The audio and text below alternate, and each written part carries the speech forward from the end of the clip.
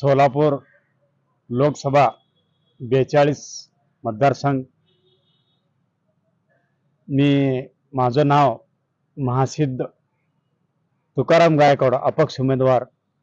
तर माझं चिन्ह आहे बॅट। ह्या चिन्हासमोरील बटन दाबून प्रचंड अशा बहुमताने विजय करा, असं मला जनतेला आव्हान आहे।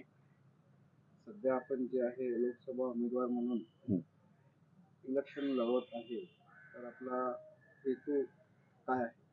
आमचा हेतू आहे असा आहे की मुलं खूप शिकलेले आहेत, त्या लोकांना नोकरीचा विषय नाही आणि शेतकऱ्यांच्या विषयाने कांद्याला हमी भाव मिळत नाही, तर मोलमजूर काबाड कष्ट करणाऱ्या लोकांना वेळेच्या वेळेवर न्याय मिळत नाही।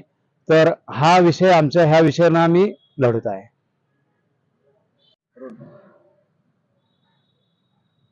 मी शिवानंद कट्टेमणी। आत्ताच आमचे अपक्ष उमेदवार महासिद्ध यांनी सांगितलेलं आहे की सोलापुरातील ज्या काय मूलभूत प्रश्न आहे, ज्या काय सोलापुरातील किंवा लोकसभा मतदारसंघातील ज्या काही समस्या आहेत, ह्या समस्या गेल्या 45 नाही गेल्या 70 वर्षापासून आजपर्यंत कोणीही सोडवलेलं नाही। प्रत्येक जण येते मैं करूंगा, ते करूंगा, हे करूंगा, परंतु गेल्या 75 वर्षात ह्या सोलापूरचा म्हणावा तसा विकास झालेला नाही। मला असं कोणाला नाव ठेवायचं नाही, परंतु असं म्हणायचं आहे शेजारचा गुलबर्गा जिल्हा आमच्या नंतर गुलबर्गा शहरात आणि विजापूर जिल्ह्यात इंटरनॅशनल एअरपोर्ट झालं आणि त्याच्यानंतर बाजूचा उस्मानाबाद जिल्हा म्हणा, लातूर जिल्हा म्हणा, यांचे काय वाहतुकीचे प्रश्न आहेत ते 10-15 वर्षापूर्वी सोडवलेले आहेत। परंतु इथले लोकप्रतिनिधी हे जाणीवपूर्वक इथल्या सोलापूरकरांना मोठं होऊ न देण्याचं जर त्यांची जर मानसिकता असेल आणि अशा मानसिकतेच्या उमेदवारांना आम्ही कसं निवडून द्यायचं, त्याच्यामुळे आम्ही काय इथल्या राज्यकर्त्यांना कंटाळून आम्ही हा उमेदवार उभा केलेला आहे। आणि दुसरा एक महत्वाचा विषय आहे की आम्ही 42 सोलापूर लोकसभा मतदारसंघामध्ये आमच्या मोची समाजाचे साधारण 2 ते 2.5 लाख लोकसंख्या असताना आम्हाला कोणत्याही पक्षाकडून प्रतिनिधित्व दिलं जात नाही आणि प्रतिनिधित्व करण्याचा सुद्धा त्यांनी कोण आम्हाला सहकार्य सुद्धा करत नाही। त्यामुळे गेल्या 75 वर्षापासून आमचा मोची समाज राजकारणात वंचित दुर्लक्षित झालेला आहे। त्याच्यामुळे आमच्या समाजाचा गेल्या 75 वर्षात विकास झाला नाही। त्याच्यामुळे आम्ही आमचा हा प्रतिनिधी म्हणून आम्ही उभा केलेला आहे।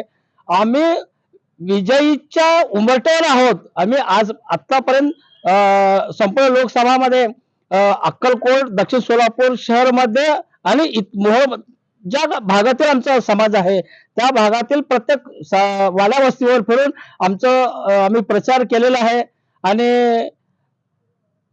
आम्ही सोलापूर शहराच्या विकासाच्या संदर्भात जर कदाचित भविष्यात जर सोलापूरकरांना आमची व्यथा जर योग्य वाटली तर त्यांनी आम्हाला निवडून द्यावं आणि देशाच्या पातळीवरील आजपर्यंत ज्या काही इतर राज्यात इतर खासदारांनी ज्या काही डेव्हलपमेंट केलेलं आहे त्याच्यापेक्षाही किंवा त्याच्या बरोबरीने आम्ही सोलापूर शहराचा विकास करू असं मी ग्वाही देतो। सध्या जे आहे आपण महासिद्ध गायकवाड यांचे प्रतिनिधी आहे, तर आपण ज्याप्रमाणे सांगितलेलं आहे की अनेक वर्षापासून आपल्या समाजाला जाणून बुजून राजकारणामधून अनेक विषयामधून बाहेर ठेवण्यात आलेलं आहे, तर आपण एक अपक्ष उमेदवार दिला आहे।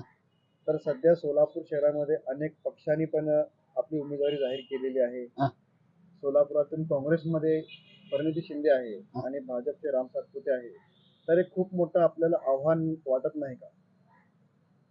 आव्हान असं कोणत्याही प्रकारचं नाही, आव्हान म्हणताच येत नाही, कारण आमचे स्वतंत्र आणि आमच्या जातीचे आणि आमच्या हक्काचे मत आहेत।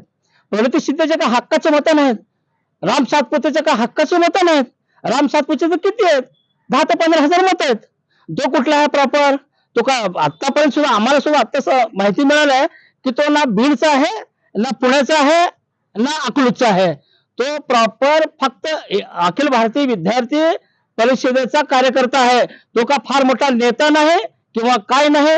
त्याला RSS भारतीय जनता पार्टीनं आणि अखिल भारतीय विद्यार्थी परिषदेच्या माध्यमातून जातीय दंगल घडवण्यासाठी त्याचा आजपर्यंत गेल्या 10 वर्षात वापर केलेला आहे. हे माझं खुलं आव्हान आहे भारतीय जनता पक्षाला. जर कदाचित सोलापुरात जातीय दंगली, हिंदू मुसलमानच्या दंगली घडवण्यासाठी जर अशा व्यक्तीला आणून सोलापुरात आपली उमेदवारी देत असेल तर ही निंदनीय आणि सोलापूरकरांना भविष्यात घातक आहे. सोलापूरकरांनी जागा झाला पाहिजे. राम सातपुतेला डिपॉझिट कसं जप्त होईल, जेणेकरून आपलं गेल्या 100 वर्षापासून ह्या सोलापुरात हिंदू मुसलमान गुण्या गोविंदानं राहत आहेत. त्या गुण्या गोविंदानं राहत असलेल्या ह्या सोलापूर शहराला कोणत्याही प्रकारचं जातीयवादी गालबोट लागू नये असं मला त्या राम सातपुतेच्या प्रतिनिधीला आणि त्यांच्या सरकारला आणि त्यांना सहकार्य करणारा सगळ्यांना माझी विनंती आहे.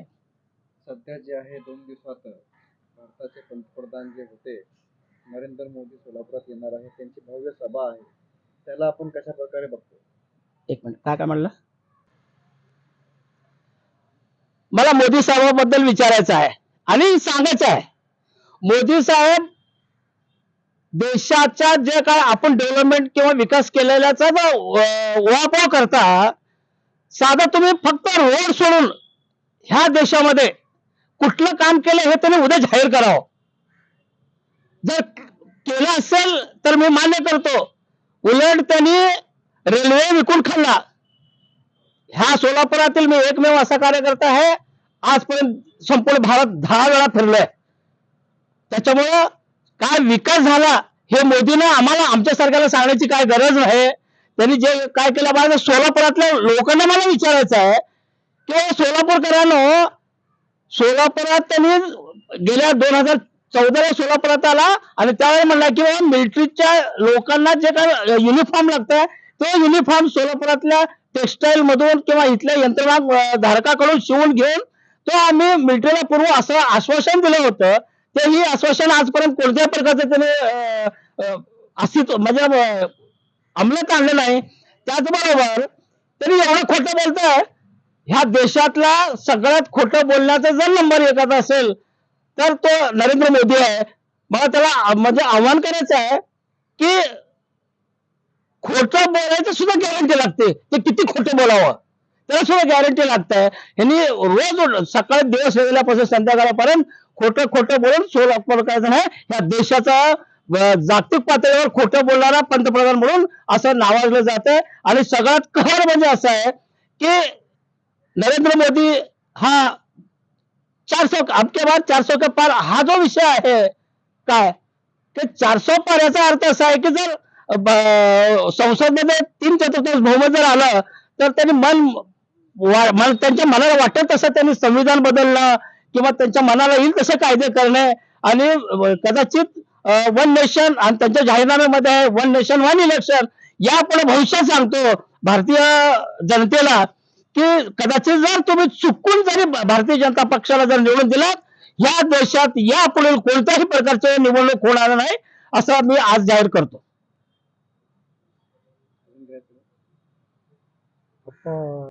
आपण जे आहे आपले प्रतिनिधी म्हणून महासिद्ध गायकवाड यांचे तुम्ही प्रतिनिधित्व करत आहे, तर सोलापुरात अशा सूत्रांच्या माध्यमातून सध्या एक बातमी होत आहे की बाबा सोलापुरात रणजित शिंदे यांचा विजय निश्चित आहे. या संदर्भामध्ये आपण काय सांगू शकतो?